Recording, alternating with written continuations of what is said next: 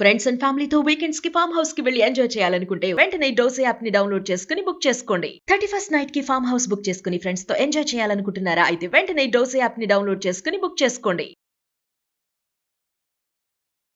శరం గారు, నమస్తే జయ. ఏదైనా సరదా దెయ్యం కథలు, భూతం కథలు ఇలాంటి చెప్పుకుంటాం కదా రమ్మగారు. మంచి దెయ్యాలు, పిచ్చి దెయ్యాలు, దెయ్యం దెయ్యాలు అలా ఏదైనా ఒక మంచి స్టోరీ చెప్పండి అండి. చెప్తాం.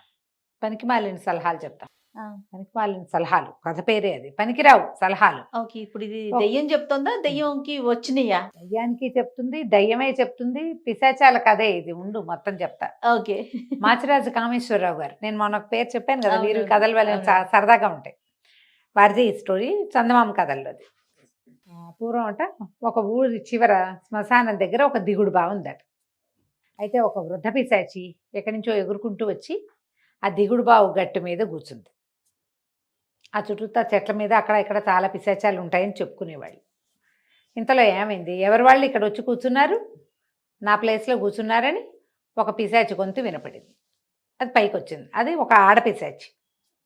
ఇక్కడ కూర్చున్న వృద్ధ పిశాచం ఏమందంటే, గట్టు విశాలంగానే ఉంది, ఎవరైనా కూర్చోవచ్చు, నువ్వు కూడా కూర్చుంది కానీ రా, ఏమిటి సంగతులు అని పిలిచింది. పిశాచాలు కబుర్లు చెప్పుకుంటాయి. వచ్చి కూర్చున్నాక, నువ్వు ఎవరు ఏమిటి ఎక్కడి నుంచి వచ్చావంటే, నేను ఈ ప్రాంతంలో తిరుగాడుతూ ఉంటాను, చిన్న పొన్న పిశాచాలకి సలహాలు చెప్తా. ఓకే. నేను చాలా అనుభవజ్ఞుణ్ణి, బాగా వృద్ధుడయ్యాక మరణించిన పిశాచం అన్నమాట. అది జీవితానుభవం చాలా ఉంది. పిశాచిగా మారి కూడా చాలా కాలమైంది. ఇక్కడ అందరికీ నేను సలహాలు చెప్తాను, అన్ని రకాల అనుభవాలు, అన్ని రకాల అనుభవాలు సలహాలుగానే చెప్తానని చెప్పేసరికి ఈ ఆడపిశాచింది, నాకు కూడా ఒక సలహా కావాలి, ఉండని వచ్చి గట్టు మీద కూర్చుని నేను ఇవాళ ఇక్కడికి వచ్చా కానీ నేను ఒక మర్రి చెట్టు మీద ఉండేదాన్ని.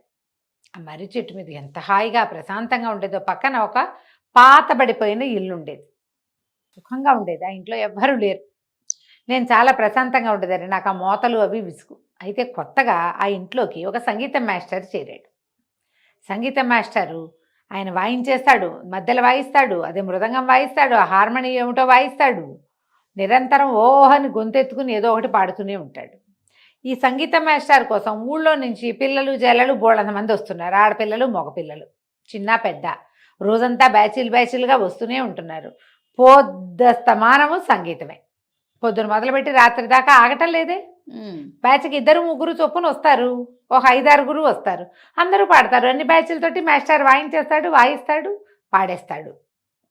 పొద్దస్తమానం ఇదే గోల. అసలు సుఖం లేదు, విరక్తిగా ఉంది.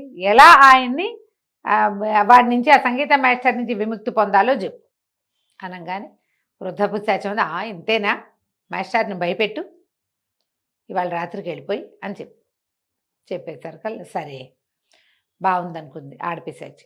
చీకటి పడ్డాక సంగీత పాఠాలన్నీ ఆగినాయి.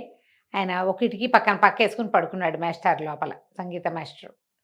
ఈ పిశాచం రైమని కిటికీలోంచి వచ్చి ఒక గండు పిల్లిలాగా, వేమని పెద్ద గండు పిల్లులు ఒక విచిత్రమైన అరుపులు అరుస్తాయి, ఉలిక్కి పడతాం నిద్రలో. అయితే పిల్లిలాగా లోపలికి వచ్చింది, పెద్దగా అరిచింది. ఈయన ఉలిక్కిపడి లేచాడు. ఆయన లేచి ఆయన చూస్తూ ఉండగానే ఈ గండు పిల్లి కాస్త పిశాచంగా మారిపోయింది. ఓహో, అడిగి చావద్దు. ఇంకోడైతే ఉలిక్కిపడి ఎవరమ్మాయి అన్నాడు.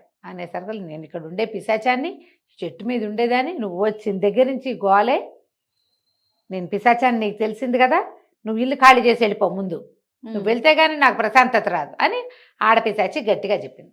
ఆయన హా అని ఆవలించి, దాందేముందిలే, అది ఇంటి నిండా ఎలకలే, పాతిల్లు కదా, ఇందాకేదో రూపం మారేవు కదా పిల్లి, ఆ పిల్లిగానే ఉండు, ఈ ఎలకలన్నింటినీ చంపేస్తాయి, నేను ప్రశాంతంగా ఉంటా అని చెప్పి అటు తిరిగి పడుకున్నాడు. గుర్రు పెట్ట మొదలుపెట్టాడు. ఈ పిశాచి నిర్ఘాంతపోయింది. అయ్యో రామా, వీడి దుంపదేగా, ఏమిటి నేను పిల్లిగా మారాలి వీడి కోసము, చీ అనుకుని గబిలంలాగా మారి ఆ ఇంట్లోంచి బయటికి వెళ్ళిపోయి రయ్యమని పరిగెత్తుకుంటూ పోయింది. మర్నాడు మళ్ళీ వృద్ధ పిశాచాన్ని కనపడింది. నువ్వు చెప్పిన సలహా కుదరలేదు, మరి వాడేమో, ఆ మాస్టర్ ఏమో నన్ను పిల్లిగా మారు, మా ఇంట్లో ఎలకల్ని బట్టు అని పనులు చెప్తున్నాడు నాకు, నేను పిల్లిగా వెల్లిగా మారలేను, ఇంకోటి ఏదైనా చెప్పమని.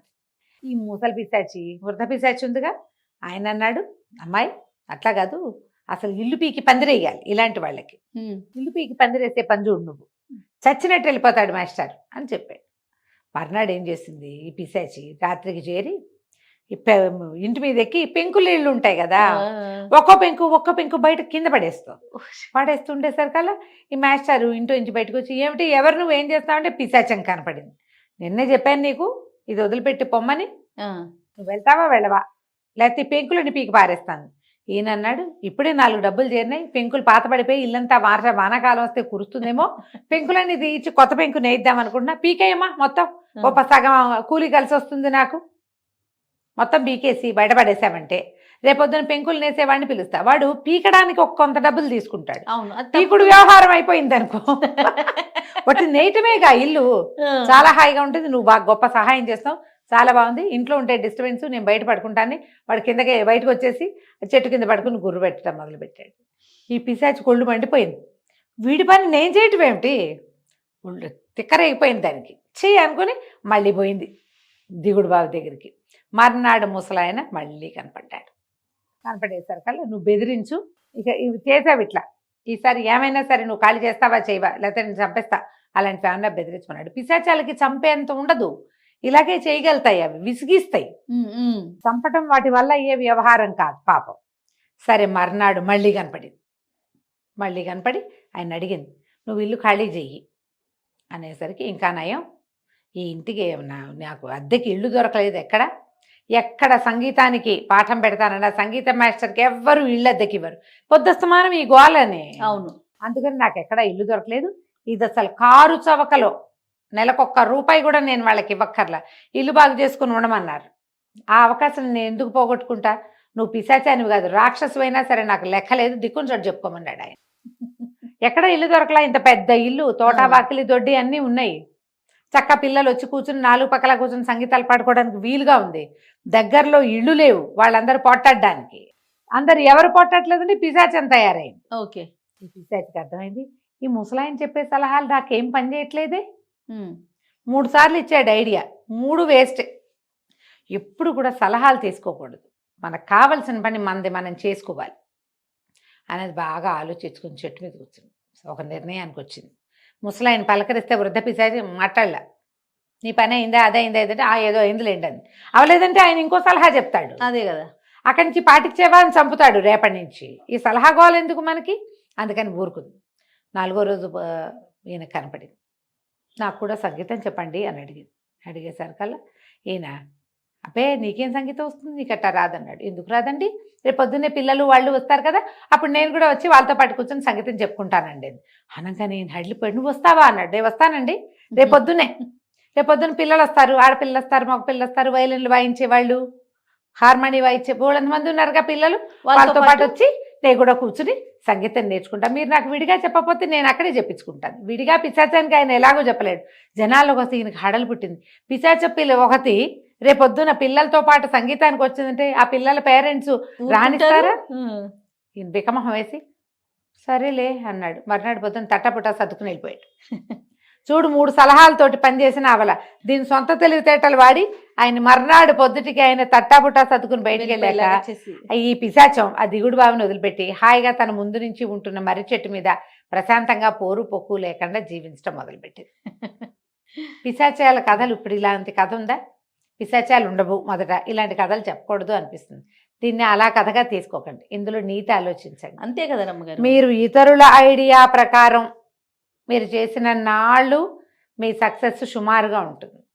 మీరే సొంతంగా ఆలోచించి చేసినది ఎప్పుడు బాగుంటుంది. ఇతరులది మనం ఇంప్లిమెంట్ చేస్తాం అంతే, కానీ మనదైతే లోపల నుంచి వచ్చిన దాని ఇంప్లిమెంటేషన్ వేరేగా ఉంటుంది కదా.